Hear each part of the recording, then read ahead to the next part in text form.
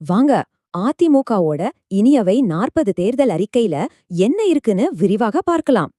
சரி, இந்த 40 வாக்குறுதிகள்ல முக்கியமா என்னென்ன சொல்லிருக்காங்க? வாங்க ஒவ்வொன்றா பார்க்கலாம். முதல்ல இல்லத்தரசிகளுக்கும் குடும்பங்களுக்கும் என்னென்ன நேரடி உதவிகள் கிடைக்கும்னு பார்க்கலாம். இதுல இலவச ஃப்ரிட்ஜ், மாதாந்திர மளிகை பொருட்கள், அப்புறம் வருஷத்துக்கு 3 கேஸ் சிலிண்டர் இலவசம். அது மட்டும் இல்ல, ஒவ்வொரு வீட்டு தலைவிக்கும் மாசம் 2000 ரூபாய் உதவித்தொகை தரதா சொல்லிருக்காங்க.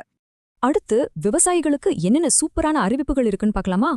கூட்டுறவு பேங்க்ல வாங்கின விவசாய கடன்கள் தள்ளுபடி, சோலார் பம்புகளுக்கு 100% மானியம்னு சொல்லிருக்காங்க. இதுல முக்கியமா 1 ஹெக்டேருக்கு வருஷத்துக்கு 15,000 ரூபாய் மானியம் தரதா சொல்லிருக்காங்க. அது மட்டும் இல்லாம விவசாய குடும்பங்களுக்கு இழப்பீடு, கூடவே இலவச கால்நடைகள் தர திட்டமும் இருக்கு. இப்போ இளைஞர்கள், மாணவர்கள் அப்புறம் வேலைவாய்ப்பு பத்தி என்ன சொல்லிருக்காங்கன்னு பார்க்கலாம்.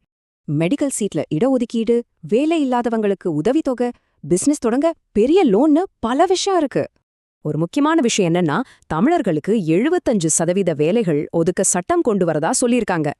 சரி, அடுத்ததா சமூக நலத்திட்டங்களையோ மத்த சீர்திருத்தங்களையும் பற்றி பார்ப்போம்.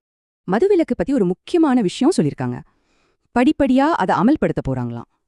போலீசாருக்கு வாஷிங் அலவன்ஸ் 500 ரூபாயிலிருந்து 3000 ரூபாயா ஏத்தியிருக்காங்க. இது ஒரு பெரிய விஷயம்.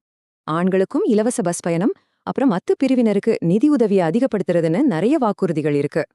கடைசியா தமிழ்நாட்டோட உள்கட்டமைப்பு வளர்ச்சிக்கு என்னென்ன திட்டங்கள் வச்சிருக்காங்கன்னு பாப்போம். மெட்ரோ ரயில் விரிவாக்கம், கோயம்புத்தூர்ல புது கிரிக்கெட் ஸ்டேடியம், அப்புறம் மெடிக்கல் பார்க்ஸ்னு முக்கிய திட்டங்கள் இருக்கு.